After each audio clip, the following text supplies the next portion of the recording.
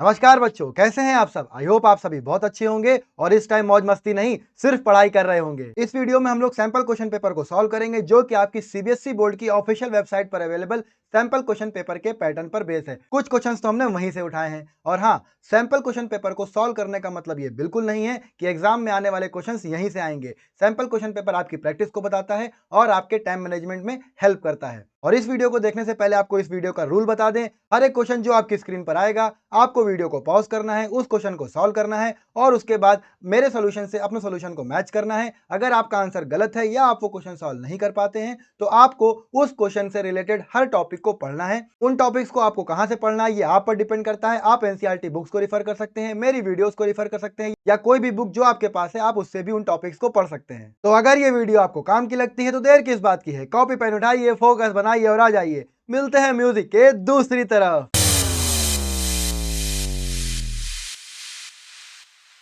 इस वीडियो की शुरुआत करते हैं सेक्शन ए के क्वेश्चन से। सेक्शन ए के हर एक क्वेश्चन 2 मार्क्स का होगा, ठीक है। तो क्वेश्चन नंबर 1 में आपको चॉइस मिल रही है जिसमें 2 क्वेश्चन है। आप लोग वीडियो को पॉज करिए, दोनों ही क्वेश्चंस को सॉल्व करिए। तो आई होप आप लोगों ने दोनों ही क्वेश्चन सॉल्व कर लिए होंगे। चलिए इसके सॉल्यूशंस को देखते हैं। तो चलिए क्वेश्चन नंबर 1 के फर्स्ट पार्ट को देखते हैं। और हाँ, हम आपको ये बता दें कि इस वीडियो में हम लोग सॉल्यूशन पर ज्यादा फोकस करेंगे और जल्दी से जल्दी क्वेश्चन को सॉल्व करने की कोशिश करेंगे। तो इसमें लिखा है in a certain AP 32th term. 32th term का मतलब क्या होगा? A32 की बात हो रही है, ठीक है। Is twice the 12th term. किसका है ये ट्वाइस? ये ट्वाइस तो है लेकिन किसका है? 12th टर्म का है। बहुत बढ़िया, ये इक्वल हो गया, ठीक है। आगे क्या लिखा है? प्रूफ करना है, प्रूफ दैट, ठीक है। क्या प्रूफ करना है? 70th term A70। समझ में आ रही है बात? A70 is twice the, is twice the 31st term. ये चीज आपको प्रूफ करनी है और आपको ये स्टेटमेंट दिया हुआ है। बात समझ में आ रही है? अब जो बच्चे एपी अच्छे से पढ़े हुए हैं उनको पता है कि सर nth टर्म का फॉर्मूला होता है a plus n minus one into d, जहां पर a फर्स्ट टर्म है और d कॉमन डिफरेंस है। तो क्वेश्चन की शुरुआत करने से पहले हमें क्या करना होगा? हमको लेट करना होगा कि let the first term be a and common difference be d of this particular AP. ये बात समझ में आ गई? हाँ सर समझ में आ गई। अब क्या करना है? A32 की वैल्यू रख दीजिए, A12 की वैल्यू रख दीजिए। A32 का मतलब क्या है? देखिए डायरेक्ट समझेंगे बात को। A32 का मतलब है A plus 32 minus one into d is equal to 2 into A12 की value A plus 12 minus one into d.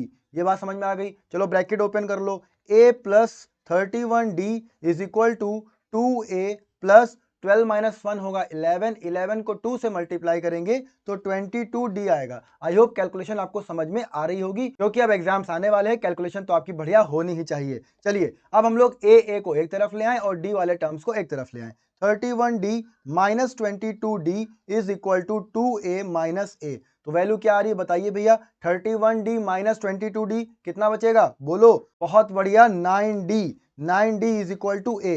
ये इक्वेशन हमको मिल गई। अगर हम इस इक्वेशन को इक्वेशन नंबर 1 ले लें तो ये इक्वेशन नंबर हमारी 2 हो जाएगी। बात समझ में आ रही है? बहुत बढ़िया, कोई डाउट नहीं है अभी तक। अब देखिए जो चीज हमें प्रूफ करनी है हम उस पर फोकस करते हैं। हमको चाहिए A70 और हमें चाहिए A31। चलिए दोनों की वैल्यू अलग अलग फाइंड कर लेते हैं और फिर दोनों में हम कंपैरिजन करना शुरू करते हैं। तो हमें चाहिए A70 और हमें चाहिए A31। तो दोनों का ही फॉर्मूला यूज कर लेते हैं। A70 का मतलब क्या हो गया?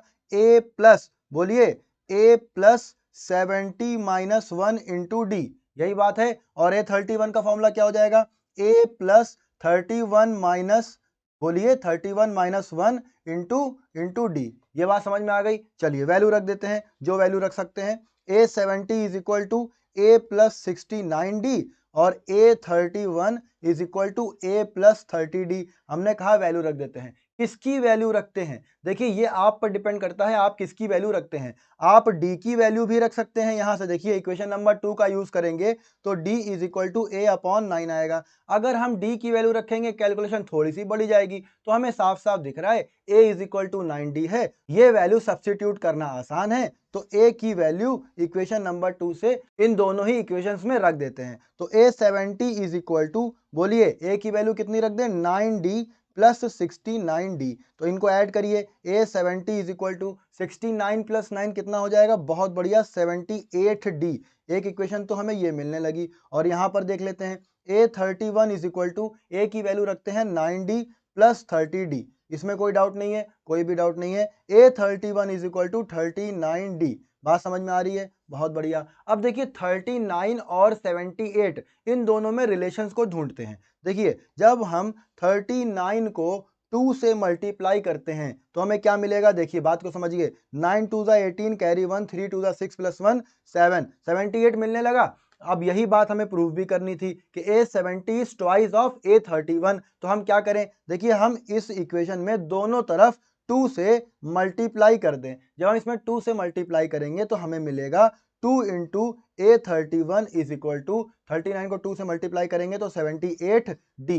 ये बात समझ में आई, तो इसको इक्वेशन नंबर हम 3 ले लेते हैं, इसको इक्वेशन नंबर हम 4 ले लेते हैं और हम लिखेंगे on comparing equation 3 and 4 we will get, देखो इनका राइट हैंड साइड इक्वल है तो लेफ्ट हैंड साइड भी इक्वल होगा। इसका मतलब A70 is equal to 2 into A31। यही बात प्रूव करनी थी बेटा, हाँ सर यही बात प्रूव करनी थी, प्रूव हो गई। तो आई होप आप लोगों ने वीडियो को पॉज करके क्वेश्चन सॉल्व किया होगा और आपका आंसर मैच भी कर रहा होगा। चलिए क्वेश्चन नंबर 1 के सेकंड पार्ट को देखते हैं। सेकंड पार्ट को पढ़ते हैं, इसमें क्या लिखा है, the fifth term of an AP is 20, मतलब A5 इज इक्वल टू 20 दे दिया है, सही है भाई। और क्या लिखा हुआ है, and the sum of its 7th and 11th terms, मतलब A7 प्लस A11 इनको ऐड करेंगे तो हमें क्या मिलेगा, 64 मिलेगा। Find the common difference, common difference क्या है पता नहीं, देखिए फर्स्ट टर्म भी नहीं पता है, कॉमन डिफरेंस भी नहीं पता है। इन क्वेश्चंस में क्या करेंगे, let the first term be A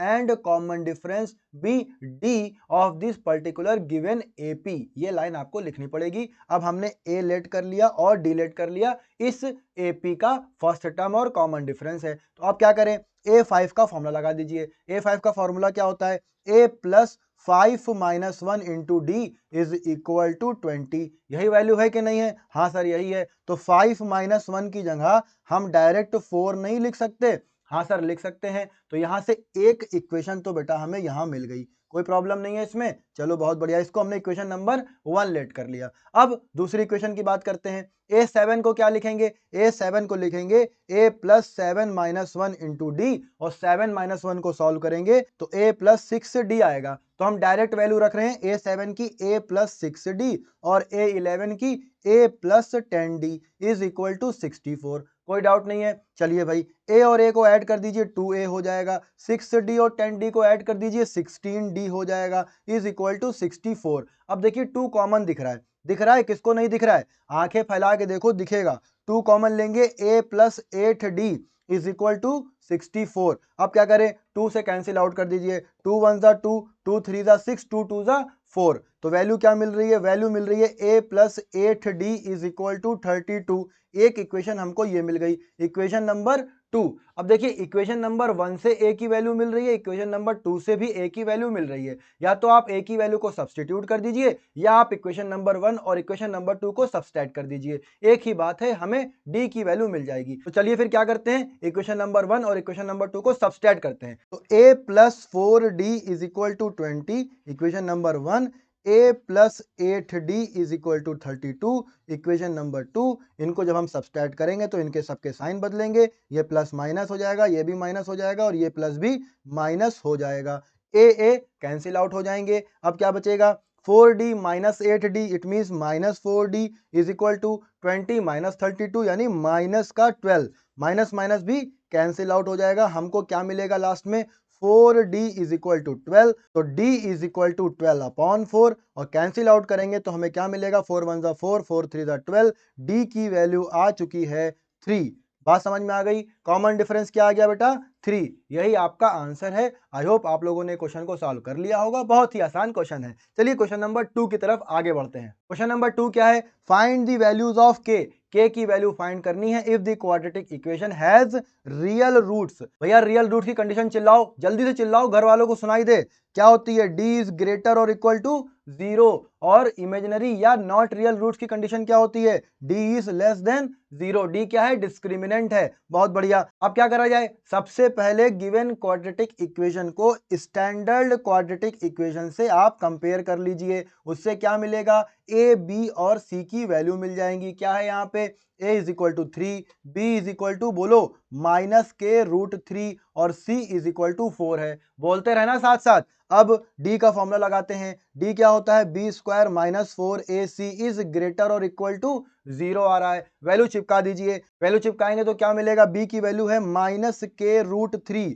और इसका स्क्वायर करना है माइनस 4 इंटू ए कितना है 3 और सी कितना है 4 इज ग्रेटर और इक्वल टू 0। माइनस के देखिए माइनस माइनस मतलब माइनस का स्क्वायर प्लस होता है या माइनस इंटू माइनस प्लस होता है। ये तो हो जाएगा प्लस, के का स्क्वायर बनेगा के और √3 का स्क्वायर बनेगा 3, ठीक है ना। माइनस 4 4 जा 16 और 3 को हम ऐसे ही लिखा रहने दे रहे हैं क्योंकि 3 तो कॉमन दिख रहा है, कॉमन निकाल लेंगे। अब क्या मिल रहा है बेटा बताओ? यहां से मिल रहा है कॉमन 3, के स्क्वायर माइनस 16 इज ग्रेटर और इक्वल टू 0 मिल रहा है। 3 को 0 के पास भेज दीजिए तो के स्क्वायर माइनस 16 को लिख सकते हैं 4 का स्क्वायर इज ग्रेटर और इक्वल टू 0/3। ये बात समझ में आ रही है? अब यहां पर देखिए लेफ्ट साइड में आइडेंटिटी लग रही है। कौन सी आइडेंटिटी?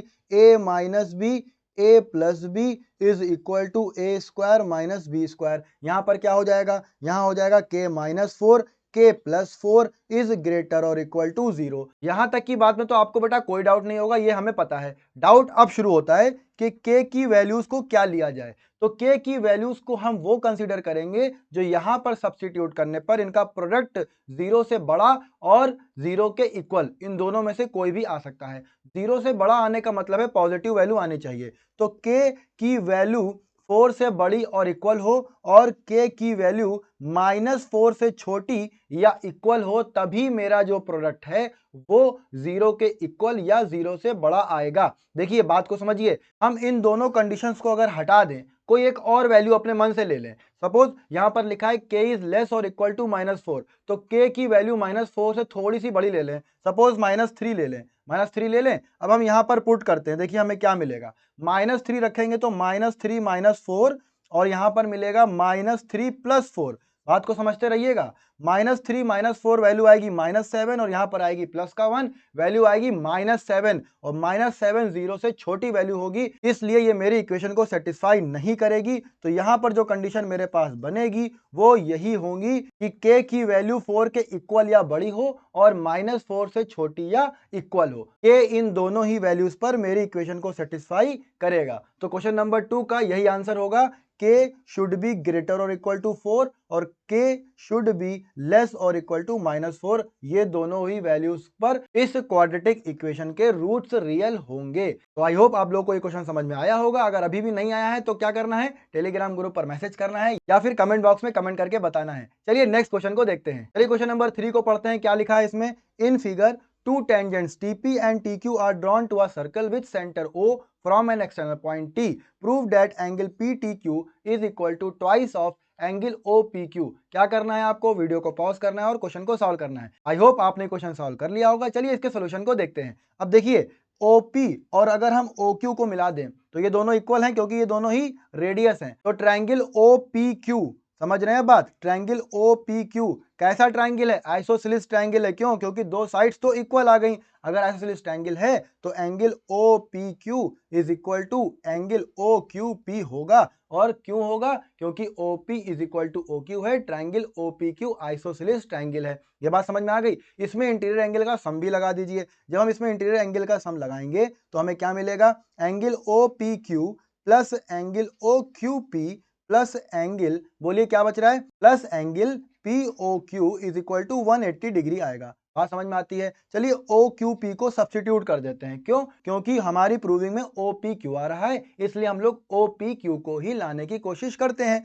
तो एंगल OPQ प्लस OQP की जगह पर फिर से angle OPQ is equal to 180 minus angle POQ। ये बात समझ में आ गई? बहुत बढ़िया। अब देखिए OPQ ऐड हो जाएगा, twice of angle OPQ is equal to 180 degree minus angle POQ। इसको हम लोग इक्वेशन नंबर 1 अज्यूम कर लेते हैं।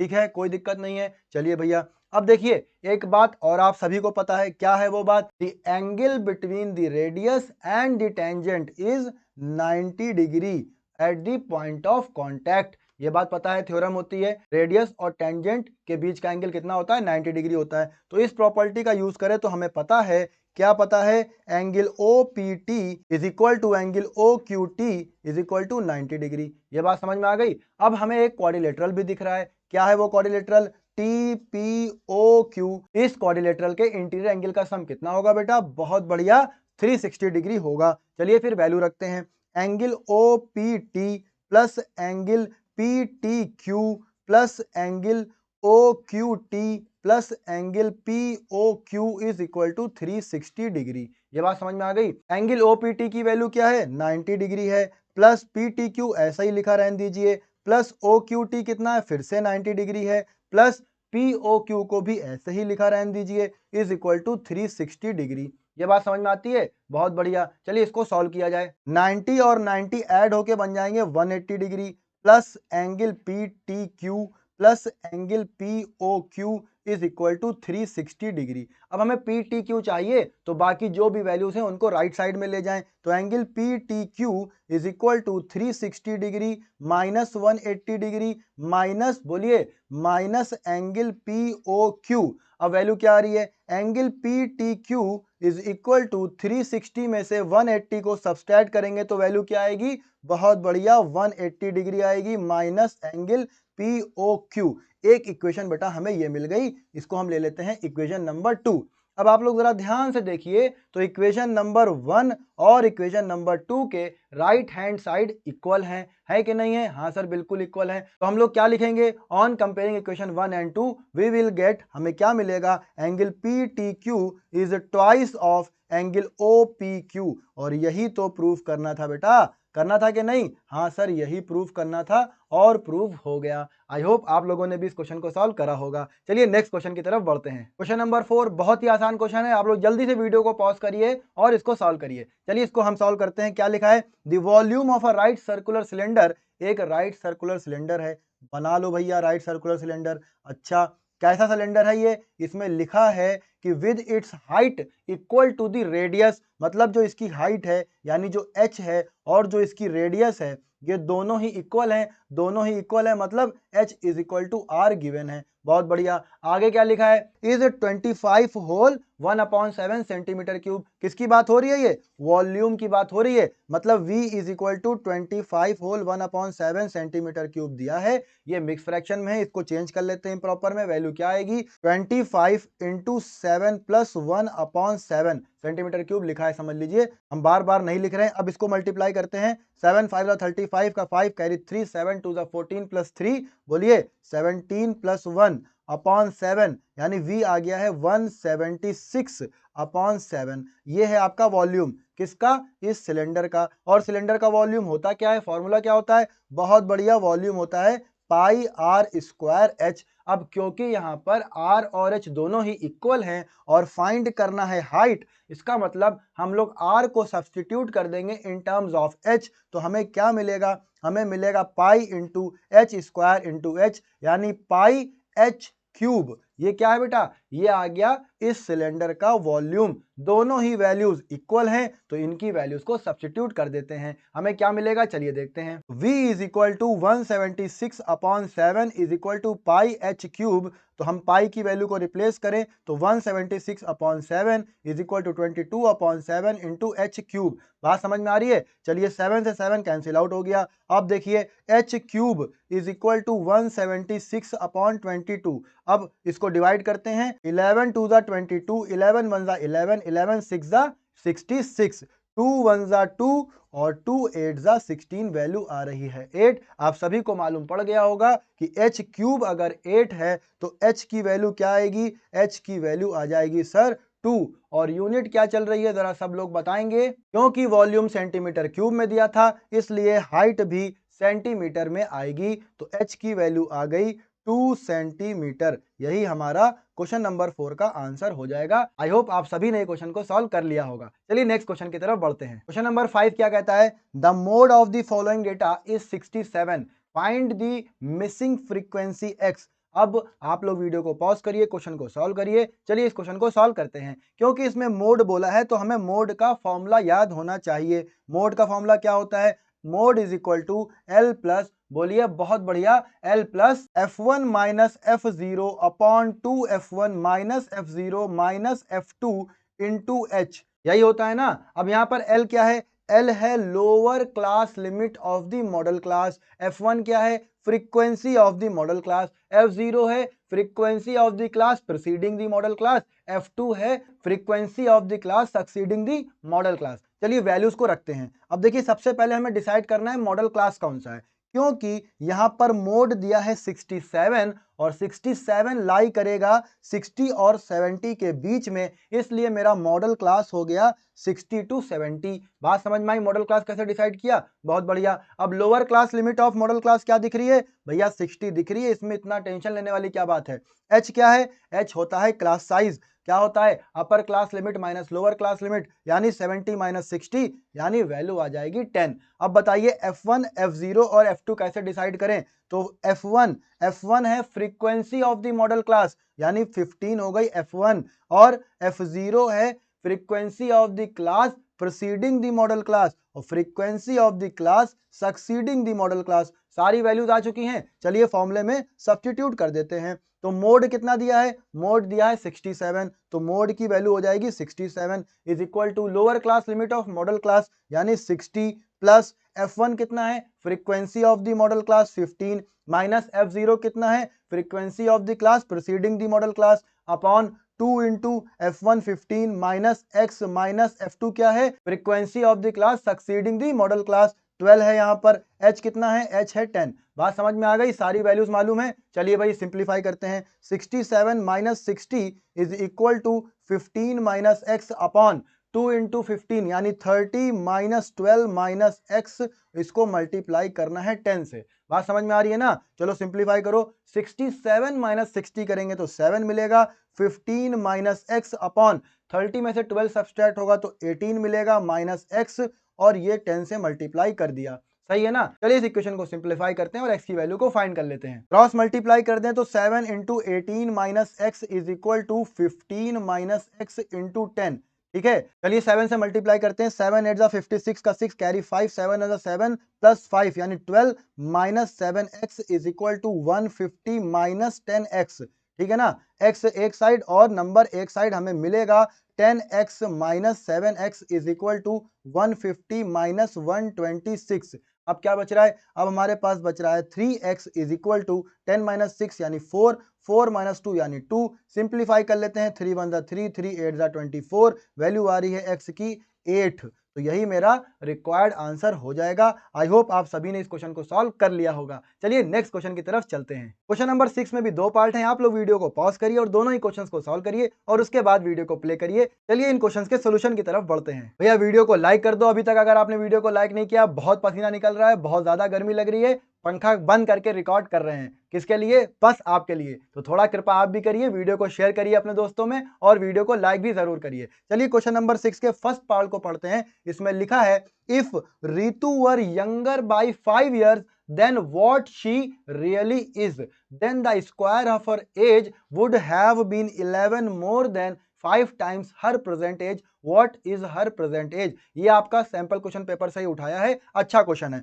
देखिए जब हम एज की बात करते हैं तो हमेशा हम कहते हैं कि हम प्रेजेंट एज पर खेलेंगे, तो हम इसकी प्रेजेंट एज लेट कर लें x years, कोई दिक्कत है। और जो बच्चे रीतू नाम के हों वो तो जरूर वीडियो को लाइक करें, करें कि नहीं। चलिए प्रेजेंट एज हमने लेट कर ली x years। अब लिखा है इसमें if Ritu were younger by 5 years, younger by 5 years का मतलब है 5 साल छोटी हो, 5 साल छोटी होने का मतलब है x माइनस 5 years की वो हो। Then what she really is, मतलब आज जितने साल की है उससे 5 साल छोटी हो। देन तब the square of her age, मतलब उस टाइम यानी 5 साल पहले उसकी एज का स्क्वायर वुड हैव बीन 11 मोर, मतलब 11 ज्यादा होगा, मोर का मतलब एडिशन, 11 ज्यादा होगा। देन 5 टाइम्स, 5 टाइम्स से किसके, हर प्रेजेंट एज, मतलब उसकी प्रेजेंट एज के 5 टाइम्स से 11 ज्यादा है। क्या, रितु की 5 साल पहले की एज का square. What is her present age. तो आई होप आपको इक्वेशन बनाना समझ में आ गया होगा। अब बचा ही क्या है, चलिए इसको सॉल्व कर लेते हैं। प्रेजेंट एज हमने एक्स सेलेक्ट करी है, यानी एक्स की वैल्यू को फाइंड करना है। होल स्क्वायर का फॉर्मूला खोलते हैं, A square plus B square minus 2ab यानी 10x is equal to 5x plus 11। सारे टर्म्स को एक तरफ ले आते हैं, हमें क्या मिलेगा, x square minus 10x minus 5x plus 25 minus 11 is equal to 0। X square minus 15x plus 14 is equal to 0। अब भैया सबको पता है स्प्लिट द मिडिल टर्म से हम क्वेश्चन को सॉल्व करेंगे तो वैल्यू क्या आएगी, 1 को 14 से मल्टीप्लाई करेंगे, 14 साइन है प्लस का और x का कोफिशिएंट है 15, यानी 14 इंटू 1 14 प्लस 1। अब इसको समझाने का टाइम नहीं बचा है, लेकिन फिर भी बच्चे समझ लीजिए क्या करना होता है, x के कोफिशिएंट को ऐसे ब्रेक करना होता है कि ऐड करने पर, हम इस साइन को देखते हैं किसका, कांस्टेंट टर्म के साइन को, ऐड करने पर 15 आए और मल्टीप्लाई करने पर ये वाली वैल्यू यानी एक्स स्क्वायर का कोफिशिएंट और कांस्टेंट टर्म का प्रोडक्ट जो रिजल्ट आता है वो आए, यानी 14 इंटू 1 14, 14 प्लस 1 15। चलिए सब्स्टिट्यूट कर देते हैं, एक्स स्क्वायर माइनस एक्स, 15 की वैल्यू क्या लिख दें, 14 plus 1 plus 14 is equal to 0। X square minus 14x minus x plus 14 is equal to 0। क्या कॉमन दिख रहा है, चलिए देख लेते हैं,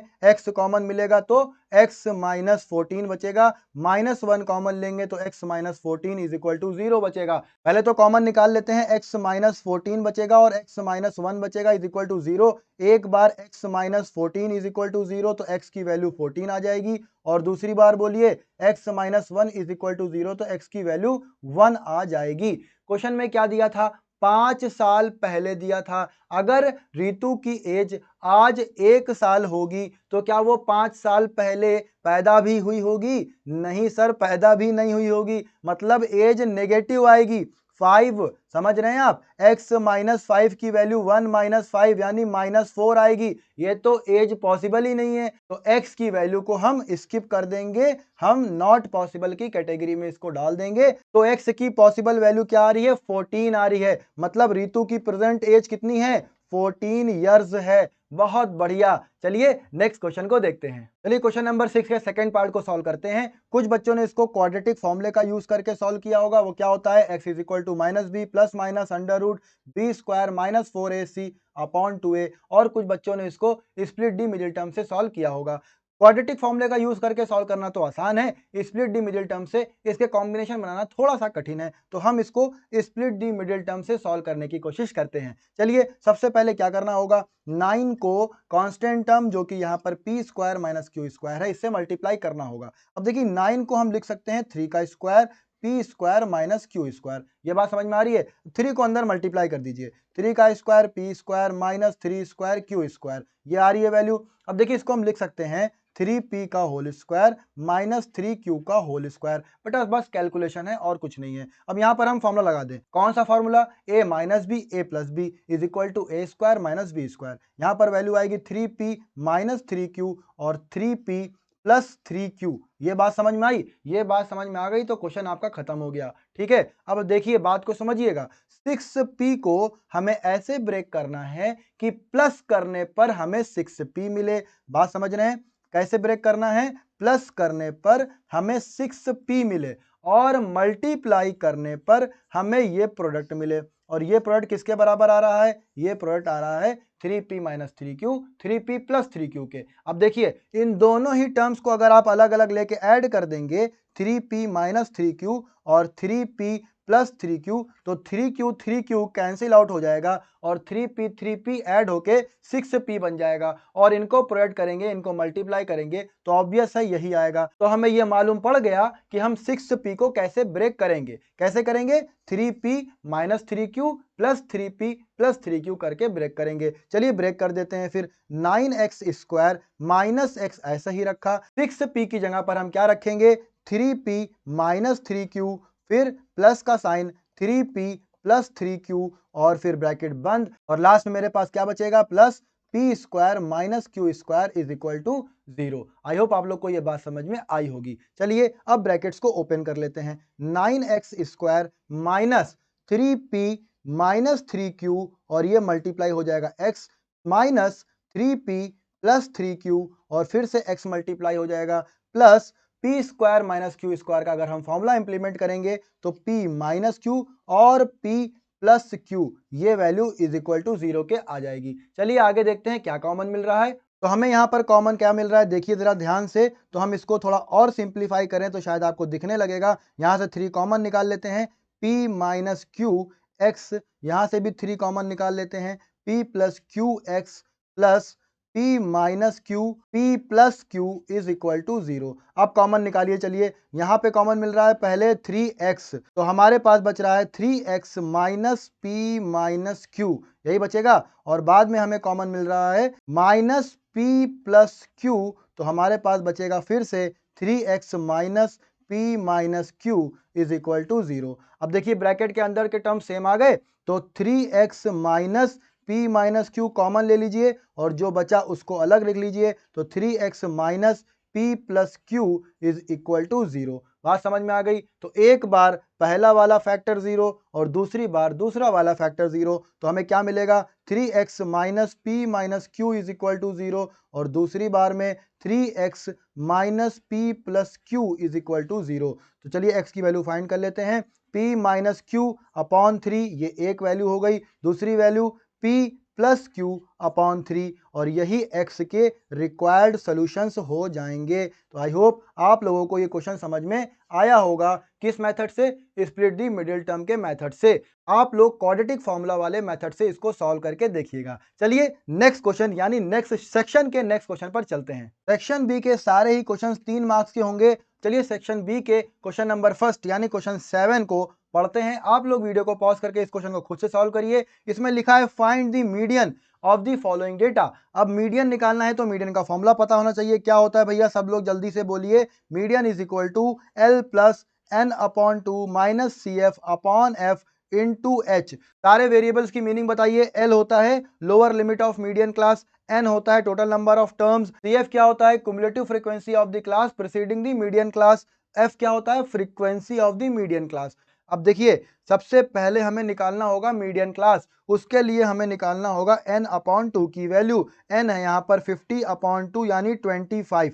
25 कहाँ पर आएगा, 12 के बाद आएगा और 26 से पहले आएगा। इसका मतलब मेरा मीडियन क्लास क्या हो गया, मेरा मीडियन क्लास हो गया 120 टू 140। अच्छा ये आया कैसे 120 टू 140, 140 टू 160? डेटा दिया है बेटा लेस देन वाला। लेस देन वाले डेटा में हम क्या करते हैं, लेस देन वाले डेटा में हम लोग इसको पहले वाले क्लास को ऐसे ही लिखते हैं लेस देन 120 और उसके बाद 120 टू 140, 140 टू 160, 160 टू 180, क्योंकि 20-20 का क्लास साइज हमें यहाँ पर दिख रहा है, 20-20 का गैप हमें यहाँ पर दिख रहा है। ये बात आपको पता होगी। चलिए फ्रीक्वेंसी निकाल लेते हैं क्योंकि फॉर्मूले में फ्रीक्वेंसी भी आती है। फ्रीक्वेंसी निकालने के लिए क्या करना होगा, बाद वाली क्युमुलेटिव फ्रीक्वेंसी को पहले वाली क्युमुलेटिव फ्रीक्वेंसी से सब्सट्रैक्ट करते जाते हैं। यानी 26 माइनस 12 करेंगे तो वैल्यू बेटा कितनी आएगी, बहुत बढ़िया 14 आएगी। 34 माइनस 26 करेंगे तो वैल्यू कितनी आएगी, 8 आएगी। 40 माइनस 34 करेंगे तो 6 आएगा। 50 माइनस 40 करेंगे तो 10 आएगा। तो हमें सबकी फ्रीक्वेंसी मालूम पड़ गई है। अब चलिए हम लोग सारे वेरिएबल की वैल्यू को कंसीडर कर लेते हैं। सबसे पहले एल पर आते हैं। Lower limit of the median class ये है भैया 120। एल की वैल्यू कितनी दिख रही है, 120 दिख रही है। एन अपॉन 2 ऑलरेडी हम निकाल चुके हैं 25 है।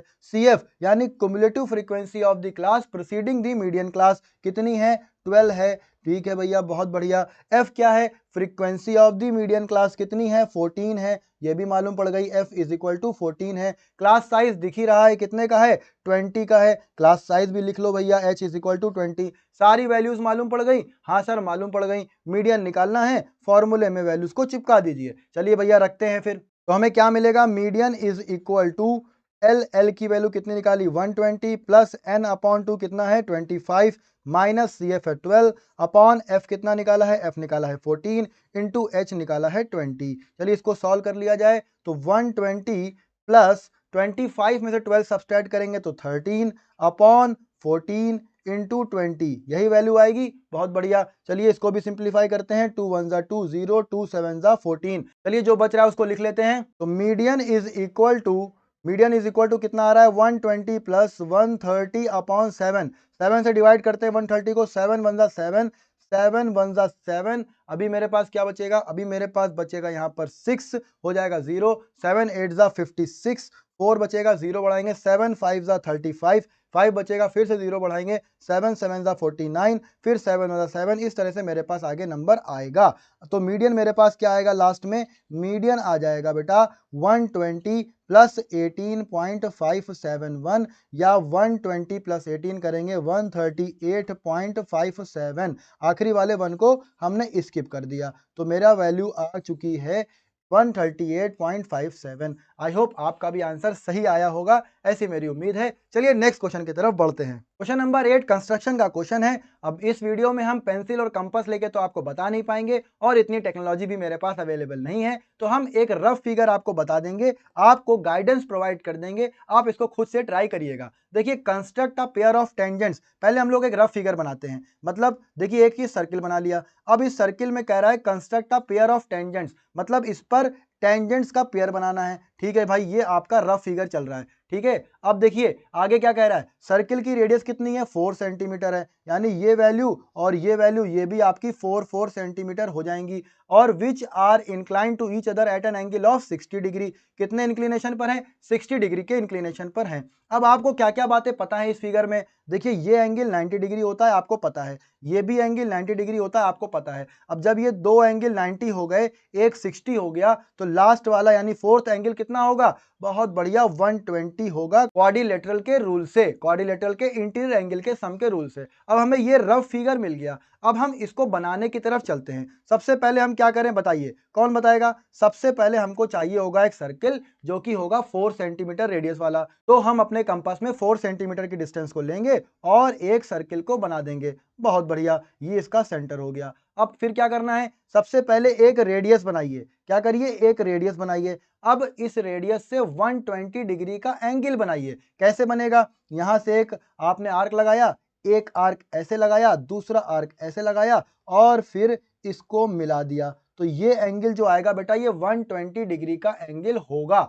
ठीक है, अब इसको चलिए पॉइंट देते हैं पहले, फिर समझ में आएगा। इसको पॉइंट ए दिया, इसको पॉइंट बी दिया। अब आगे क्या करेंगे, बात को समझिएगा। देखिए ये एंगल 90 डिग्री है, ये भी एंगल 90 डिग्री है, तो ए पर एक 90 डिग्री एंगल बनाएं और बी पर भी एक 90 डिग्री एंगल बनाएं। कैसे बनाएंगे, यहां पर रखेंगे अपना कंपास, ये आर्क लगाएंगे, एक आर्क इधर, एक आर्क इधर, एक यहां से और यहां से ऐसे आर्क लगेगा, और कुछ ऐसे 90 डिग्री का एंगल इस पे बन जाएगा। ठीक है, ये बहुत अच्छा तो नहीं बन रहा है, लेकिन कुछ ऐसे ही बनेगा। और यहां से भी हम ऐसे ही एक आर्क लगाएंगे, फिर एक आर्क ऐसे लगेगा, फिर ऐसे लगेगा, यहां पर एक 90 डिग्री का एंगल और बन जाएगा, और इसको भी हम मिला देंगे। तो इस तरह से जो मेरी टेंजेंट्स आ रही हैं वो किसी पॉइंट पर इंटरसेक्ट करेंगी। ये पॉइंट हमने पी लेट कर लिया, तो जो ये एंगल आएगा ना बेटा, इसको आप जब मेजर करेंगे तो ये ऑटोमेटिकली 60 डिग्री एंगल आएगा, क्योंकि हमने रफ फिगर के हिसाब से ही इसको बनाया है। तो आई होप आप लोगों को ये क्वेश्चन समझ में आया होगा, आप लोग इसको एक बार खुद से ट्राई करिएगा। चलिए नेक्स्ट क्वेश्चन को देखते हैं। क्वेश्चन नंबर 9 में लिखा है, the mean of the following frequency distribution is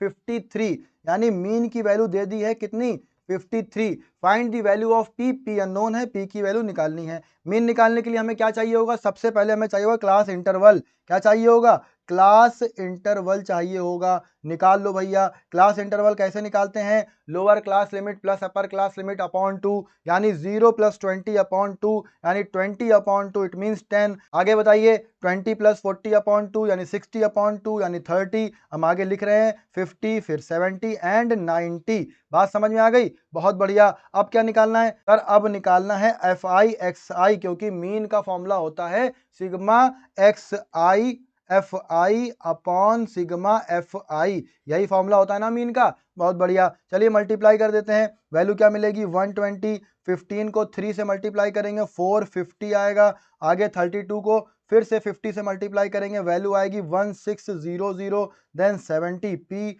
फिर 13 को 9 से मल्टीप्लाई करेंगे 1170 आएगा। बात समझ में आ रही है? मल्टीप्लाई तो करा ही होगा, क्वेश्चन भी सॉल्व कर ही लिया होगा, हमें पता है। चलिए सिग्मा FI निकाल लिया जाए। सिग्मा FI मतलब इनको सम कर दिया जाए। वैल्यू क्या आएगी? 2 + 5 7 7 + 2 9 9 + 3 12 12 का 2 कैरी 1 1 + 2 3 3 + 3 6 + 1 7 72 प्लस P ये वैल्यू आ रही है। और सिग्मा FI XI की वैल्यू क्या आ रही है ये भी देख लें। सिग्मा FI XI आएगा ऐड करने पर 3340 प्लस 70P। समझ में आ गई बात? चलिए वैल्यूज को चिपका देते हैं। एक्स बार की वैल्यू कितनी दी है? 53। तो एक्स बार की वैल्यू 53। सिग्मा XI FI कितना है? सिग्मा FI XI कहें या XI FI कहें एक ही बात है। 3340 plus 70P upon sigma FI मतलब 72 प्लस P। बहुत बढ़िया, क्रॉस मल्टीप्लाई कर दीजिए जल्दी से। 53 into 72 plus P is equal to 3340 plus 70P। ठीक है ना? चलिए हम इसका डायरेक्ट मल्टीप्लाई कर रहे हैं। तो 53 को 72 से मल्टीप्लाई करेंगे तो हमें मिलेगा 3816 plus 53P is equal to 3340 plus 70P। ठीक है, सारे P एक तरफ और सारे नंबर एक तरफ। चलिए सॉल्व करते हैं। 3816 minus 3340 is equal to 70P minus 53P। Subtract करेंगे 6 माइनस 0 यानी 6, 11 माइनस 4 कितना आएगा? 7 आएगा। 7 माइनस 3 बचेगा 4, 476 इज इक्वल टू यहाँ पर कितना बचेगा? 17P। P is equal to 476 upon 17। सही है। अब 17 का टेबल तो आपको याद नहीं होगा, हमें पता है। याद है? अच्छा मुस्कुराइए, नहीं याद है। चलिए बहुत बढ़िया। 17 1 17, 17 2 34, फिर मेरे पास बचेगा 13, 6 नोट करेंगे 136 आएगा। 17 8 136 यानी P की वैल्यू आ रही है 28। डिवाइड कर लीजिएगा अगर आपको डिवाइड समझ में ना आया हो, यही आपका आंसर हो जाएगा। चलिए बहुत बढ़िया, नेक्स्ट क्वेश्चन की तरफ चलते हैं। क्वेश्चन नंबर 10 क्या कह रहा है? सोल्यूशन ना देखिए, वीडियो पॉज करिए, खुद से सॉल्व करिए, उसके बाद सोल्यूशन देखिए। At a point A 20 metre above the level of water in a lake, अगर हम इसको लेक एज्यूम कर लें, इसके वाटर लेवल से 20 मीटर अबव, ठीक है ना, 20 मीटर अबव पर एक पॉइंट है A। बहुत बढ़िया। अब इस पॉइंट से क्या हो रहा है? The angle of elevation of a cloud is 30 degree. ये क्लाउड दिख रहा है, बहुत बढ़िया। इसकी लोकेशन को अगर हम P अज्यूम कर लें तो यहां से जो एंगल ऑफ एलिवेशन बन रहा है वो 30 डिग्री बन रहा है। एलिवेशन चाहिए तो हमें हॉरिजेंटल भी चाहिए होगा, तो हमने एक हॉरिजेंटल भी ड्रॉ कर लिया। ये एंगल ऑफ एलिवेशन 30 डिग्री हो गया। इसमें कोई डाउट तो नहीं है? बहुत बढ़िया। आगे क्या लिखा है? The angle of depression of the reflection of the cloud, मतलब इसी क्लाउड का रिफ्लेक्शन कहां पर बनेगा? अंडर वाटर बनेगा। वो कितना है? 60 डिग्री एंगल पर बन रहा है, एंगल ऑफ डिप्रेशन पर। कहां से? ए पर। चलिए पहले इसके रिफ्लेक्शन को बनाते हैं। तो हमने सपोज करा ये इसका रिफ्लेक्शन यहां पर बन रहा है, पॉइंट ले लिया हमने Q। कोई दिक्कत है इसमें? कोई दिक्कत नहीं है। अब ए से Q को देखा जाता है तो कितना एंगल बनता है? एंगल ऑफ डिप्रेशन बनता है 60 डिग्री। बात समझ में आई? अब यहां पर 60 बन रहा है तो हमें नीचे भी 60 को बनाना होगा। कैसे बनेगा देखिए, बात को समझिए। इसको थोड़ा नीचे बढ़ाया, इसको हॉरिजेंटल बना के मिला दिया और ये एंगल आपका आ जाएगा 60 डिग्री। कोई दिक्कत नहीं है इस बात में, बहुत बढ़िया। चलिए आगे क्या निकालना है? Find the distance. देखिए 20 ये है, हमने इसको नाम दे दिया AB, ये हो गया C, PQ, इसको दे दिया हमने नाम R। सारे नाम हो गए। फिर से एक बार क्वेश्चन को देख लेते हैं। क्या लिखा है? Find the distance of the cloud from A। भैया क्लाउड की डिस्टेंस A से कितनी है? AP है। इसका मतलब AP की वैल्यू को फाइंड करना है। कोई दिक्कत नहीं है बेटा, कोई डाउट नहीं है। बहुत बढ़िया, मजा आ रहा है ना? फिगर अच्छा लग रहा है? चलो भाई, फिगर अच्छा लग रहा है तो वीडियो लाइक कर दो। अच्छा देखो PR को अगर हम H अज्यूम कर लें, भैया सही है ना? H अज्यूम कर ले। यूनिट सारी मीटर में है, क्योंकि एक यूनिट अगर मीटर में है तो सारी यूनिट को हम मीटर में ही कंसीडर करेंगे। अच्छा देखो, इस B से अगर हम सामने वाली साइड को मिला दें तो ये भी एक हॉरिजॉन्टल की तरह काम करेगा। और देखो AB, और अगर हम इसको नाम दे दें कुछ X सपोज नाम दे दें, तो AB और RX इक्वल होंगे और ये भी 20 मीटर पर ही होगा। होगा कि नहीं? बिल्कुल सही बात है। अब बेटा ये बताओ कि जो आपका XQ है, एक्स क्यू क्या है? आपके वाटर लेवल से नीचे जहां पर रिफ्लेक्शन बन रहा है वो डिस्टेंस है। ये डिस्टेंस कितनी होगी? ये डिस्टेंस होगी पी एक्स के बराबर। हाँ, वो अलग बात है कि हमारे फिगर में इक्वल डिस्टेंस नहीं दिख रही हैं, लेकिन कॉन्सेप्ट समझ में आ रहा है ना आपको। वाटर लेवल के ऊपर जितनी दूर पर हमारा क्लाउड होगा, वाटर लेवल के नीचे भी उतनी ही डिस्टेंस पर उसकी इमेज बनेगी। तो पी एक्स की जगह पर हम लिख सकते हैं p r plus r x. ये बात समझ में आई? पी आर की वैल्यू क्या है? पी आर की वैल्यू है एच, प्लस आर एक्स की वैल्यू कितनी है? 20। तो एक्स क्यू कितना आ गया? समझ में आई बात? मेरा क्या मकसद था बताने का? एक्स क्यू आ गया एच प्लस 20। ये डिस्टेंस एच प्लस 20 हो गई। बात समझ में आ गई? बहुत बढ़िया। अब बात को समझिए, ये बी एक्स की बात करें या ए आर की बात करें या सी क्यू की बात करें, तीनों ही डिस्टेंस इक्वल हैं, तीनों ही डिस्टेंस हमें नहीं पता है, तो हम इसको डीलेट कर ले रहे हैं। सही है ना? तो तीनों ही डिस्टेंस डी हो जाएंगी, इसमें कोई डाउट नहीं है। बहुत बढ़िया। चलिए अब हम लोग इस क्वेश्चन को सॉल्व करने की तरफ आगे बढ़ते हैं। हमें फाइंड करना है एपी की वैल्यू। उससे पहले ये देखते हैं कि हमें राइट एंगल ट्रायंगल कितने दिख रहे हैं। एक राइट एंगल ट्रायंगल तो हमें ये दिख रहा है और दूसरा राइट एंगल ट्रायंगल हमें ये दिख रहा है। बात समझ में आ रही है? अब नाम से समझ लेते हैं। एक ट्रायंगल हो गया ए पी आर और दूसरा ट्रायंगल हो गया ए सी क्यू। दोनों को अलग अलग अगर हम बनाएं तो हमें क्या मिलेगा? देखिए, एक ट्रायंगल मिल रहा है ए पी आर, ये ए हो गया, ये पी हो गया और ये आर हो गया। यहां पर ये साइड कितनी है? पी आर है एच। बहुत बढ़िया। ए आर कितना है? ए आर है डी और ये एंगल है आपका 30 डिग्री, ये एंगल तो 90 डिग्री होगा ही। अच्छा, यहां पर हम लगा दे टेन का फॉर्मूला। टेन का फॉर्मूला क्या होता है? Tan theta is equal to perpendicular upon base. Perpendicular है यहाँ पर पी आर की वैल्यू है एच, ए आर है बेस और ए आर की वैल्यू है डी। वैल्यू रख देते हैं टेन 30 की value 1/√3 is equal to h upon d. Cross multiply कर दें तो हमें मिलेगा h√3। तो डी की value in terms of H आ गई। हमने इसको इक्वेशन नंबर 1 ले लिया।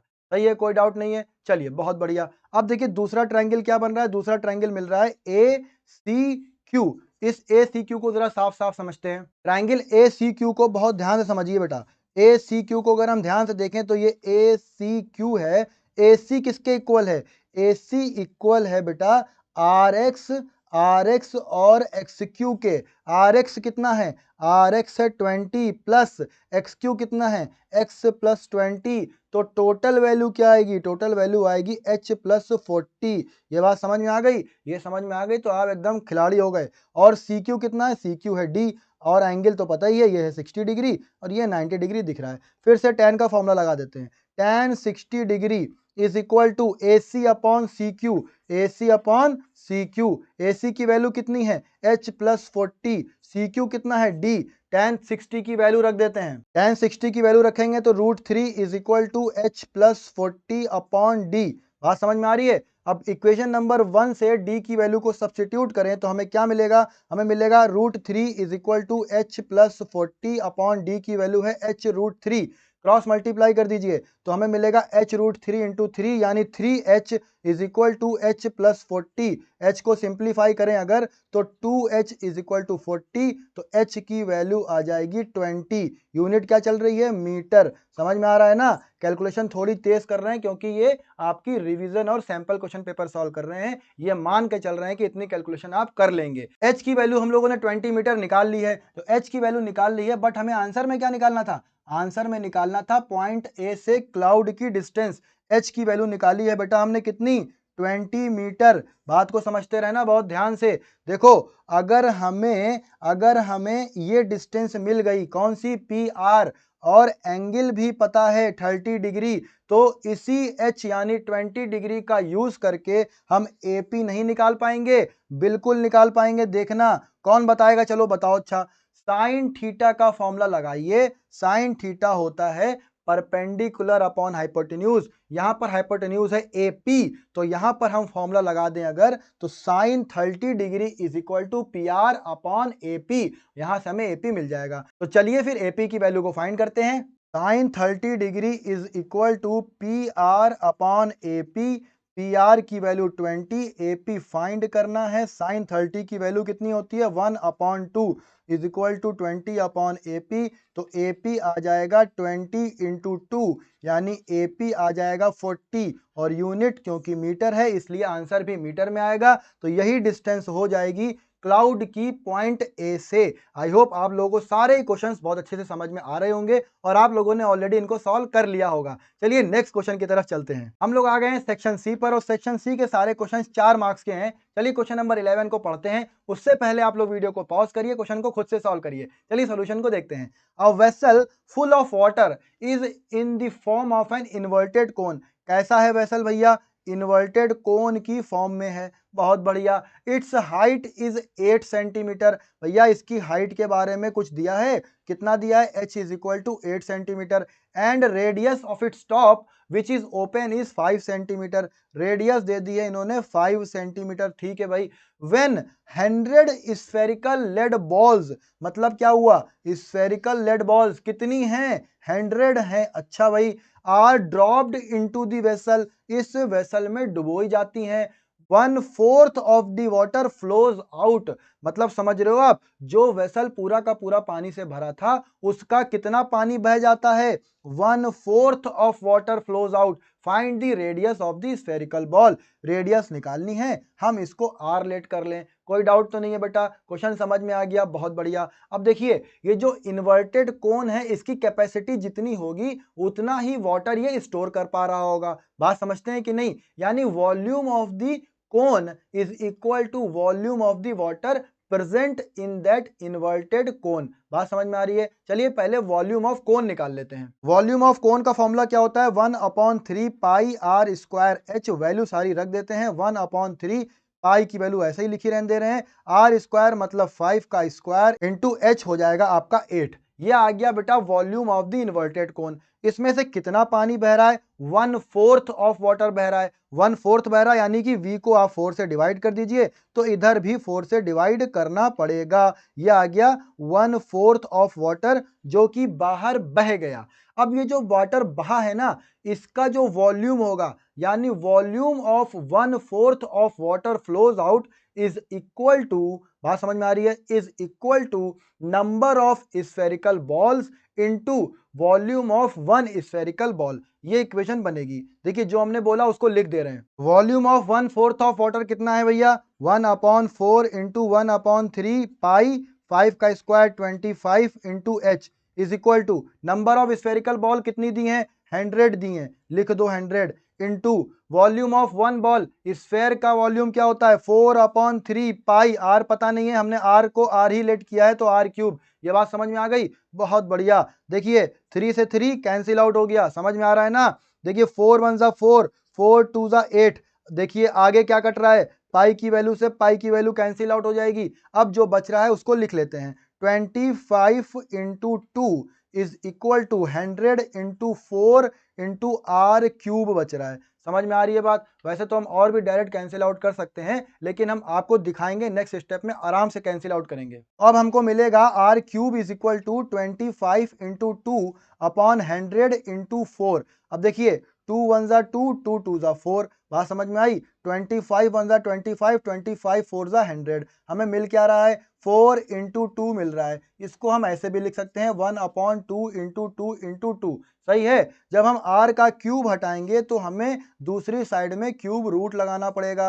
वैल्यू आ रही है 2 इंटू 2 इंटू 2, तो इसको सॉल्व करने पर 1/2 आएगा यानी r की वैल्यू 0.5। यूनिट क्या चल रही थी इसकी? बताइए सब लोग। बहुत बढ़िया, सेंटीमीटर। तो radius of the spherical ball कितनी आ गई? 0.5 सेंटीमीटर। आई होप आप सभी ने क्वेश्चन को सॉल्व कर लिया होगा। चलिए नेक्स्ट क्वेश्चन की तरफ चलते हैं। क्वेश्चन नंबर 12 को सॉल्व करिए आप लोग, जल्दी से सॉल्व करिए वीडियो पॉज करके। अच्छा क्वेश्चन है ये। इन द गिवन फिगर, समझ में आ रही है बात? In the given figure O is the centre of the circle of radius 5 centimetre. देखिए रेडियस दी है 5 सेंटीमीटर यानी ये भी 5 और ये आपका OE भी 5। ठीक है भाई, बहुत बढ़िया। आगे क्या लिखा है? T is a point such that OT कहाँ है जरा देखो भैया ध्यान से। OT है पूरा सेंटर से T की डिस्टेंस कितनी है? 13 सेंटीमीटर है। बहुत बढ़िया। तो ये आपकी पूरी डिस्टेंस हो गई 13। तो यहीं पर एक बात बता दो, ET कितना हो जाएगा? ET हो जाएगा 13 माइनस 5 यानी 8 सेंटीमीटर। कहीं पर दिया नहीं है, ये हमने खुद से सॉल्व कर लिया। अच्छा आगे देखो, and OT intersects the circle eight E, वो हमें दिख रहा है। If AB is the tangent, AB एक टेंजेंट है, ये भी दिख रहा है। आगे क्या लिखा है, find the length of AB, मतलब AB की लेंथ को फाइंड करना है। AB दिख रहा है ना ध्यान से, ये है बेटा AB, AB की लेंथ को फाइंड करना है। अब देखो AB जो है उसका E मिड पॉइंट है। क्यों मिड पॉइंट है, कहानी को बहुत ध्यान से समझ लेना। एक बात, कहीं पर भी लिखा नहीं है ये, ना ही कहीं पर मिलेगा, ठीक है। देखो ये एंगल 90 डिग्री होगा, हाँ सर बिल्कुल होगा। अब देखो दो ट्रायंगल कौन कौन से, AATE और BTE, दोनों ही ट्रायंगल कॉन्ग्रुएंट हैं। क्यों कॉन्ग्रुएंट हैं, TE दोनों में कॉमन है, ठीक है। एंगल ATE और एंगल BTE दोनों इक्वल हैं। थ्योरम याद है कि नहीं, बिल्कुल याद है, ये एंगल इक्वल होते हैं। और बताओ 90 डिग्री का एंगल तो दिख ही रहा है, कौन सा, AET और BET। इस रूल से दोनों ही ट्रायंगल कॉन्ग्रुएंट हैं। इसका मतलब ये हुआ कि E is the mid point of AB। जब E मिड पॉइंट हो गया तो इसका मतलब हो गया AE is equal to BE। ये बात समझ में आई, बहुत बढ़िया पॉइंट है ये, आधे बच्चों को समझ में नहीं आता है ये। दोनों ट्रायंगल कॉन्ग्रुएंट हैं, उस तरह से ये हमें मिल जाएगा। अब एक और इंपॉर्टेंट बात, बहुत ध्यान समझना, इस ट्रायंगल में देखो हम बना रहे हैं अलग से OPT। अब OPT में देखो ये 90 डिग्री एंगल है, क्यों, क्योंकि OP रेडियस है, PT टेंजेंट है। रेडियस और टेंजेंट के बीच का एंगल पॉइंट ऑफ कांटेक्ट पर 90 डिग्री होता है। OP 5 है, OT कितना है, OT 13 है। तो भैया पाइथागोरस थ्योरम लगाओगे तो PT की वैल्यू कितनी आ जाएगी, 12 आ जाएगी सर, 12। क्यों, क्योंकि 13 का स्क्वायर माइनस 5 का square is equal to PT square. तो PT की वैल्यू आ जाएगी 12। समझ में आ गई बात, तो ये पूरा PT आ गया बेटा 12। समझ में आ रहा है, आ रहा है कि नहीं आ रहा है, हाँ सर आ रहा है, आसान क्वेश्चन है। देखो PT पूरा आ गया 12। अब देखो पॉइंट A को अगर आप बाहर का एक एक्सटर्नल पॉइंट लेट करो और PA और PE, ग्रीन पेन दिख रहा है, PA और PE ये दोनों ही टेंजेंट होंगी कि नहीं, बिल्कुल सर होंगी। एक टेंजेंट P पर टच कर रही है, दूसरी E पर टच कर रही है। अगर इस टेंजेंट की लेंथ को हम x वेरिएबल से लेट कर लें, x वेरिएबल से, तो इस तरह से AE को हमने x सेलेक्ट कर लिया। समझ में आ गई बात, समझ में आ गई। तो AT कितना हो जाएगा बताओ, 12 माइनस एक्स हो जाएगा। 12 माइनस एक्स होगा कि नहीं होगा, बिल्कुल होगा। अब एक और ट्रायंगल बन रहा है, बहुत ध्यान से बता रहा हूं, इसीलिए एक एक लाइन को आप बार बार सुनिए अगर समझ में नहीं आ रहा है। ये वाला ट्रायंगल देखिए, AET में एंगल ये है 90 डिग्री, ठीक है। AE को लेट किया है कितना, x।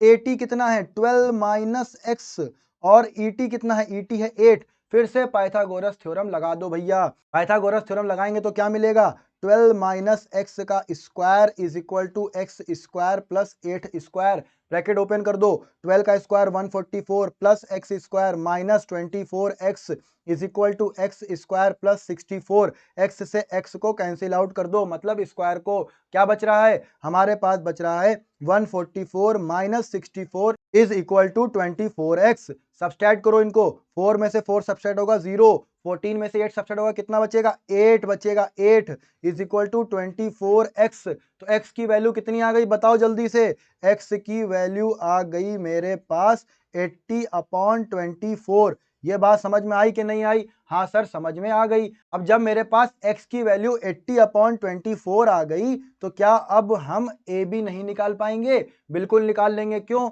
क्योंकि AB जो है, ध्यान समझना, बात को समझना, क्योंकि AB जो है वो बना है AE प्लस BE से, बात समझ गए। और ये दोनों ही इक्वल हैं तो इसको लिख सकते हैं हम लोग AB इज इक्वल टू, बोलो, दोनों ही x के बराबर भी हैं, 2x आ जाएगा। जब 2x आ जाएगा तो x की वैल्यू क्या निकाली है, x की वैल्यू निकाली है 2 इंटू 80/24। सिंप्लीफाई कर लो इसको, वैल्यू आ जाएगी 2 1 जा 2, 2 1 जा 2, 2 2 जा 4, ठीक है। 4 से डिवाइड कर दें, 4 3 जा 12, 4 2 जा 8, 0। अब 3 से डिवाइड करते हैं, 3 से डिवाइड करने पर क्या मिलेगा बताओ, 3 से डिवाइड करेंगे, 3 1 जा 3, 3 6 जा 18, पॉइंट लगाएंगे, 0 बढ़ाएंगे, फिर से 3 6 18, 3 6 18, ऐसे ही ये वैल्यू आती जाएगी।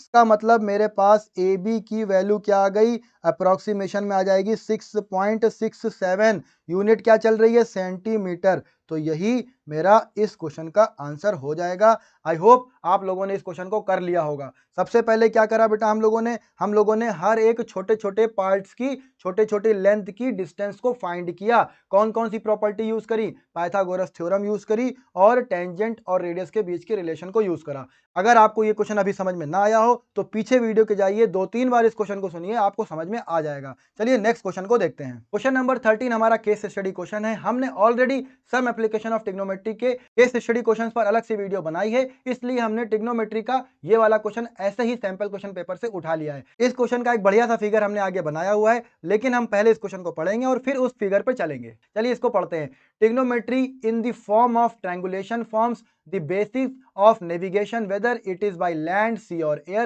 GPS, a radio navigation system, helps to locate our position on earth with the help of satellites. मतलब ये ट्रिग्नोमेट्री के यूज के बारे में बता रहे हैं। अक्सर बच्चे कहते हैं कि सर ट्रिग्नोमेट्री का यूज क्या है, देखो यूज मिल गया आपको। आगे देखिए, अ गार्ड, आगे लिखा है a guard stationed at the top of a 240 metre tower. देखो ये टावर आपको दिखाया गया है, इसके टॉप पे एक गार्ड बैठा है, इसकी हाइट कितनी है, 240 मीटर दी है। बहुत बढ़िया। आगे देखते हैं, आगे लिखा है observed an unidentified boat coming towards it. मतलब एक यहां पर कहीं पर बोट है जो इसके तरफ आगे बढ़ रही है। आगे क्या लिखा है, अ क्लिनोमीटर और inclinometer is an instrument used for measuring angles और स्लोप्स। मतलब एक इंस्ट्रूमेंट है जिससे हम लोग स्लोप्स या एंगल को मेजर करते हैं। गार्ड क्या कर रहा है, गार्ड के पास वो इंस्ट्रूमेंट है, उस इंस्ट्रूमेंट का यूज करके वो एंगल को मेजर कर रहा है। किसके एंगल को, बोट के एंगल को। अब क्योंकि गार्ड ऊपर बैठा है, बोट नीचे है, भैया एंगल ऑफ डिप्रेशन बनेगा, वही दिया है, कितना बन रहा है, 30 डिग्री बन रहा है। ठीक है, क्वेश्चन समझ में आ रहा है। आगे लिखा हुआ है make a labelled figure on the basis of given information and calculate the distance of the boat from the foot of the observation tower. मतलब ये जो डिस्टेंस है ना, ये डिस्टेंस फाइंड करनी है। आगे क्या लिखा है, सेकंड पॉइंट में फाइंड करना है आफ्टर 10 मिनट्स। 10 मिनट के बाद क्या होता है, भैया बोट यहां पर थी, थोड़ा और पास में आएगी कि नहीं आएगी, हाँ सर पास में आ जाएगी। तो पास में आ गई बोट, तो भैया वो जो गार्ड था वो घबराया, तो गार्ड ने क्या करा, the guard observe that the boat was approaching the tower and it's distance from tower is reduced. Reduce मतलब कम हो गई, पहले जो डिस्टेंस थी उससे डिस्टेंस कम हो गई। तो ये जो डिस्टेंस है ना बेटा, ये रिड्यूस्ड डिस्टेंस को बता रहा है। रिड्यूस्ड डिस्टेंस कितनी हो गई, 240 root 3 minus 1। He immediately raise the alarm what was the new angle of depression of the boat from the top of the observation tower. मतलब यहां से एक नया एंगल ऑफ डिप्रेशन बनेगा, वो भी फाइंड करना है। चलिए इसके दूसरे फिगर से इसको और अच्छे से समझते हैं। फिगर अच्छा लग रहा है। देखो ऑब्जर्वेशन टावर के टॉप पर हम अपने गार्ड को अज्यूम कर सकते हैं। इस टावर की हाइट 240 मीटर है, फुट हमें दिख रहा है। एक बोट इस टावर की तरफ अप्रोच कर रही है। एंगल कितना बना रहा था भैया बताओ, एंगल ऑफ डिप्रेशन बन रहा था उसका 30 डिग्री का। बात समझ में आई। तो अगर हम इसको हॉरिजॉन्टल से मिलाएंगे तो ये एंगल भी 30 डिग्री का बनेगा। अब हमें नाम देना है इसको, तो हमने ले लिया ए बी, जो है हमारा टावर रिप्रेजेंट कर रहा है। ए बी क्या रिप्रेजेंट कर रहा है, हमारा टावर रिप्रेजेंट कर रहा है। पॉइंट पी जो है वो मेरी बोट को रिप्रेजेंट कर रहा है। तो ये आपका हो गया नेमिंग, नेमिंग हो गई फिगर की। ए बी हमारा टावर रिप्रेजेंट कर रहा है, पी हमारे बोट को रिप्रेजेंट कर रहा है। हमें फाइंड क्या करना है, हमें फाइंड करना है अभी बीपी। क्या है वो डिस्टेंस है बोट से ऑब्जर्वेशन टावर के फुट के बीच की। बात समझ में आ गई। यानी हमें बीपी फाइंड करना है इस क्वेश्चन में, पहले वाले क्वेश्चन में। बात समझ में आई। अब देखिए हाइट हमें पता है 240 मीटर है, और इस डिस्टेंस को अगर हम एक्स मीटर ले लें तो एक्स मीटर कैसे आ जाएगी बताइए। हम फॉर्मूला लगा देंगे किसका, tan 30 डिग्री का। tan 30 degree is equal to A B upon BP.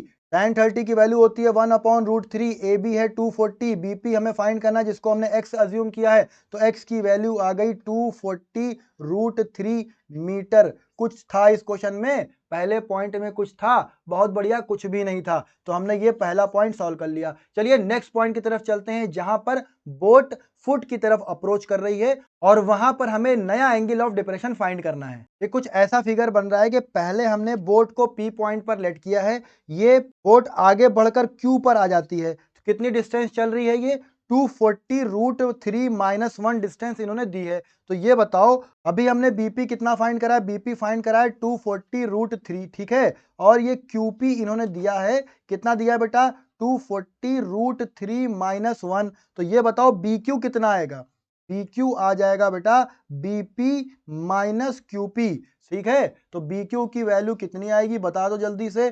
240√3 minus 240√3-1, brackets को ओपन करेंगे तो हमें वैल्यू मिलेगी बीक्यू की, बीक्यू आ जाएगा 240√3 माइनस 240√3 प्लस 240, तो √3 वाला टर्म कैंसिल आउट हो जाएगा, BQ की वैल्यू आ जाएगी 240। तो BQ आ गया मेरे पास 240। इसको अब हम लोग फिगर में यूज कर लेते हैं। तो फिगर में कहां पर दिख रहा है BQ, ये है 240 आ गया। बात समझ में आ गई, बहुत बढ़िया। अब हम इस ट्रायंगल को ध्यान से देखें जिसका नाम है ABQ।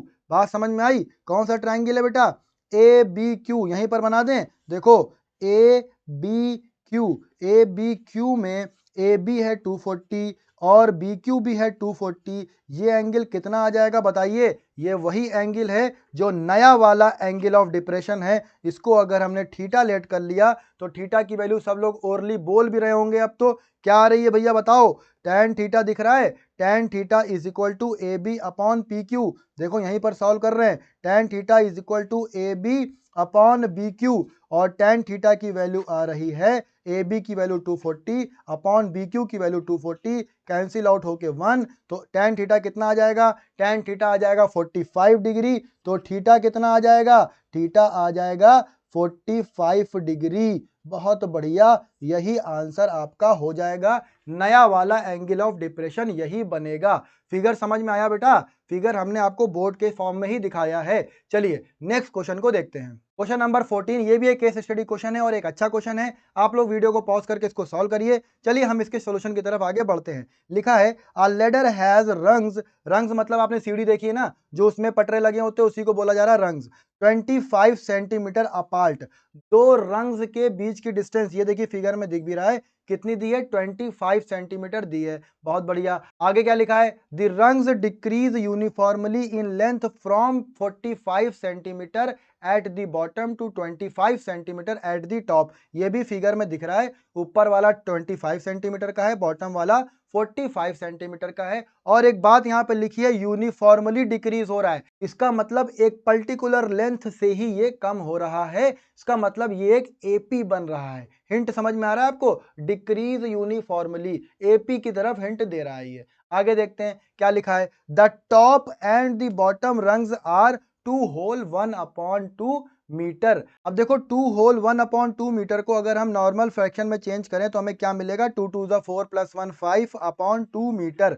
अब इसको सेंटीमीटर में चेंज कर लें क्योंकि ज्यादातर वैल्यू मेरे पास सेंटीमीटर में है। तो 5/2 इंटू 100, वैल्यू क्या आएगी, 2 1 2, 2 5 10, 0 यानी 250 सेंटीमीटर। ये क्या है बेटा, ये पूरी टोटल लेंथ है, किसकी, लेडर की, मतलब टॉप और बॉटम के बीच की डिस्टेंस है पूरी, कितनी है बेटा, 250 सेंटीमीटर। ये वैल्यू समझ में आ गई, बहुत बढ़िया। अब फर्स्ट क्वेश्चन को पढ़ते हैं, इसमें क्या पूछा गया है, find the total number of rungs. बेटा देखो रंग्स को फाइंड करना है, कितनी रंग्स हैं। अब देखो ये पूरी डिस्टेंस कितनी है, ये पूरी डिस्टेंस 250 सेंटीमीटर की है, इसमें आपके कितने रंग्स लगे हैं ये फाइंड करना है, ठीक है। दो रंग्स के बीच की डिस्टेंस 25 सेंटीमीटर है। अब देखो हम पूरी लेंथ को अगर 25 से डिवाइड कर देंगे बेटा तो क्या निकल के आएगा, हमें 25 से डिवाइड करने पर नंबर ऑफ रंग्स निकल के आएंगे, लेकिन कितने होंगे वो होंगे बेटा टोटल रंग्स से एक कम। तो नंबर ऑफ रंग्स निकालने के लिए हमें क्या करना पड़ेगा, नंबर ऑफ रंग्स निकालने के लिए टोटल लेंथ को या टोटल डिस्टेंस को, समझ रहे हो, दो रंग्स के बीच की डिस्टेंस से डिवाइड करेंगे और 1 ऐड करेंगे। 1 ऐड इसीलिए किया गया है क्योंकि हम लोग डिस्टेंस बिटवीन 2 रंग्स ले रहे हैं, इसमें एक रंग छूट जाएगा और जब वो छूट जाएगा तो हमें उसको ऐड करना पड़ेगा, इसलिए हमने 1 अलग से ऐड करा है। 250 1 250, 250 1 250, 10 प्लस 1 यानी वैल्यू आएगी 11 रंग्स। कितने रंग्स आ गए यहाँ पे 11 रंग्स। इस तरह से यहाँ पर मेरा फर्स्ट क्वेश्चन जो है तो क्वेश्चन नंबर 14 का वो सॉल्व होता है। अब सेकंड पॉइंट की तरफ बढ़ते हैं। सेकंड पॉइंट क्या है बेटा, what is the length of the wood required for the rungs. अब रंग्स किससे बने हैं भैया, लकड़ी से बने हैं। देखो इस तरह से रंग होंगे। अब यहाँ पर आपको टॉप और बॉटम पता है 25 और 45। कितने रंग्स हैं ये भी पता है, कितने हैं 11 है। तो सारे रंग्स को अगर हम मिला देंगे तो बेटा सम क्या कॉन्सेप्ट निकल के नहीं आ रहा है, टोटल लेंथ। सारे रंग्स को मिला दीजिए यानी सारे रंग्स की लेंथ को ऐड कर दीजिए। जब हम सारे रंग्स की लेंथ को ऐड करेंगे तो हमें सम की तरफ हिंट मिल रहा है, और सम है और क्योंकि ये एपी है तो इसका मतलब सम ऑफ एपी की तरफ हम लोग जाएंगे। और कितने टर्म्स मिलेंगे यहाँ पे 11, क्यों, क्योंकि 11 रंग्स हैं यहाँ पे। इसका मतलब हमें S11 फाइंड करना है। S11 में ये जो आपका 25 है इसको आप लोग फर्स्ट टर्म ले लीजिए, 45 है इसको आप लोग लास्ट टर्म ले लीजिए। दो फॉर्मूले होते हैं SN के, SN is equal to n/2 2a plus n-1 into d, या फिर SN is equal to n/2 a plus l, यानी first term plus last term. यहाँ पर फर्स्ट टर्म और लास्ट टर्म है, कॉमन डिफरेंस नहीं है, इसलिए हम लोग कौन सा फॉर्मूला यूज करेंगे 11/2 a प्लस l। बात समझ में आ गई, बहुत बढ़िया। S11 चाहिए, 11/2 a है 25, L है 45, इसको सॉल्व कर लेंगे हमें टोटल वुड रिक्वायर्ड मिल जाएगा। तो 11/2 इंटू 25 में 45 ऐड करिए, क्या मिलेगा 550 कैरी 1, 4 + 1 5 6 7 यानी 70, डिवाइड करेंगे 2 1 ज़ा 2, 2 3 ज़ा 6, 2 5 ज़ा 10। S11 आ रहा है 11 इंटू 35 यानी 11 5 ज़ा 55 कैरी 5, 11 3 ज़ा 33 प्लस 5 38। तो S11 आ गया 385। यूनिट क्या मिल रही है, यूनिट मिल रही है बेटा, बोलो सेंटीमीटर में फाइंड करा है तो सेंटीमीटर ही आएगी। इस तरह से मेरा पूरा पेपर खत्म होता है। आई होप आप लोगों ने बहुत अच्छा स्कोर किया होगा और मैक्सिमम क्वेश्चंस आप लोगों ने सॉल्व कर लिए होंगे। वीडियो के लास्ट में आपसे यही कहेंगे कि अगर आपको मेरी मेहनत अच्छी लग रही है, क्वेश्चन का एक्सप्लेनेशन अच्छा लग रहा है, तो मेरी वीडियोस को ज्यादा से ज्यादा शेयर कीजिए, अपने दोस्तों को बताइए कि मैथ्स बाय अमन एक चैनल है जहां पर मैथ्स पढ़ाई जा रही है और बहुत बढ़िया तरीके से पढ़ाई जा रही है। वीडियो को लाइक कीजिए और चैनल को सब्सक्राइब जरूर कीजिए। Thank you.